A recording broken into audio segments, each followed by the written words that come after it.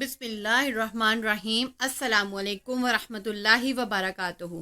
آج ایک نئی کہانی کے ساتھ ہم آپ کی خدمت میں حاضر ہوئے ہیں، جس کا عنوان ہے بسم اللہ کی برکت۔ کہا جاتا ہے کہ کسی علاقے میں قحط سالی پیدا ہو گئی۔ اس قحط سالی کی لپیٹ میں نہ صرف انسان بلکہ چرند و پرند سب اس کا شکار ہو گئے۔ مویشی مالکان بے حد پریشان تھے۔ اس دوران ایک مسجد کے مولوی نے جمعہ کے خطبے میں نہایت یقین کے ساتھ یہ بات بتائی کہ اللہ کا نام لے کر یعنی بسم اللہ الرحمن الرحیم پڑھ کر دریا کو حکم دیا جائے تو بھی وہ نافرمانی نہیں کرتا۔ خطبہ سننے والوں میں ایک چرواہا بھی موجود تھا۔ مولوی کی یہ بات اس کے دل میں اتر گئی اور اس بات پر اس کا یقین کامل ہو گیا۔ اس نے واپس آ کر اپنی بکریاں کھولیں اور سیدھا دریا پر چلا گیا۔ اونچی آواز سے بسم اللہ الرحمن الرحیم پڑھا اور دریا کو کہا وہ اپنی بکریاں چروانے کے لیے دوسرے پار جانا چاہتا ہے، اور اسے کہا مجھے اپنے اوپر سے گزرنے دے۔ یہ کہہ کر اس نے اپنی بکریوں کو لیا اور دریا پر چلتا ہوا دریا پار کر گیا۔ دریا کے دوسری طرف کا علاقہ گھاس سے بھرا پڑا تھا۔ درختوں کے پتے بھی سلامت تھے کیونکہ کسی کو یہاں تک آنے کی رسائی نہیں تھی۔ اس نے خوب اچھی طرح اپنی بکریوں کو سیر کروایا اور واپس لوٹ آیا۔ پھر یہ اس کا معمول بن گیا۔ وہ بکریاں پار چھوڑ کر واپس آ جاتا اور شام کو جا کر بکریاں واپس لے آتا۔ اس کی بکریوں کا وزن دگنا چگنا ہو گیا۔ لوگ چونک گئے اور اسے پوچھا کہ وہ اپنی بکریوں کو کیا کھلاتا ہے۔ وہ سیدھا سادہ اور صاف دل نوجوان تھا۔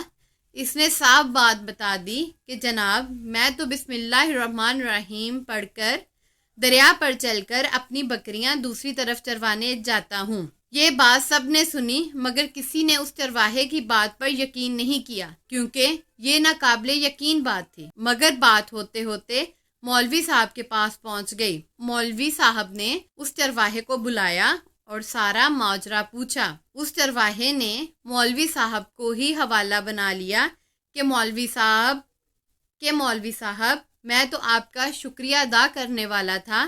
آپ نے جمعہ کے خطبے میں جو نسخہ بتایا تھا کہ بسم اللہ الرحمن الرحیم کہہ کر دریا کو بھی حکم دو تو وہ بھی انکار نہیں کرتا، تو میں تو بس آپ کے نسخے پر ہی عمل کر رہا ہوں۔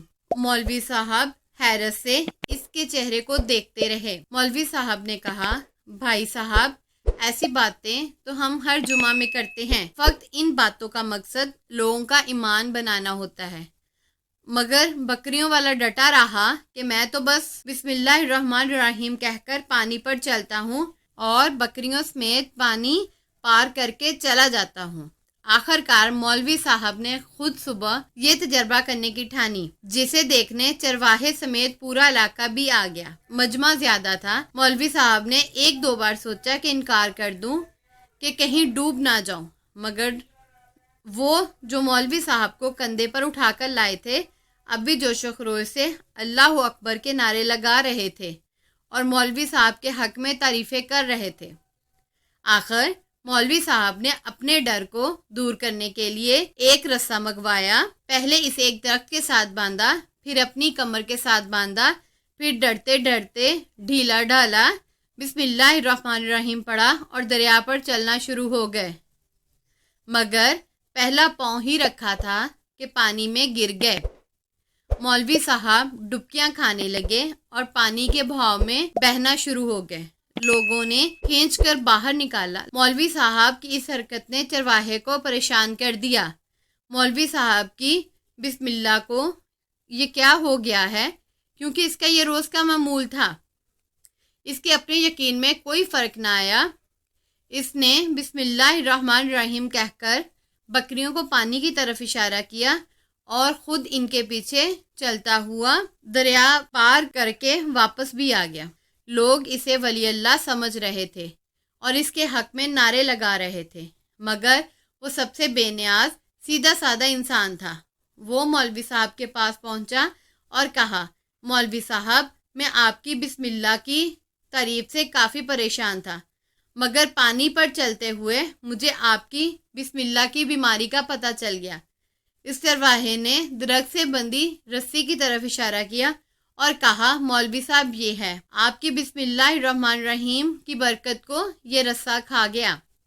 آپ کو اللہ اور بسم اللہ الرحمن الرحیم سے زیادہ اس رسے پر بھروسہ تھا، لہٰذا اللہ نے بھی آپ کو رسی کے حوالے کر دیا۔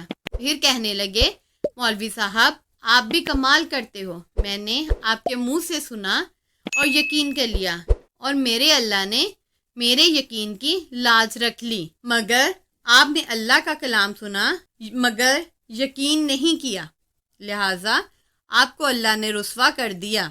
محترم عزیز دوستو، یہی کچھ حال ہمارا ہے، ہماری نمازوں اور دعاؤں کا حال بھی یقین سے خالی ہے۔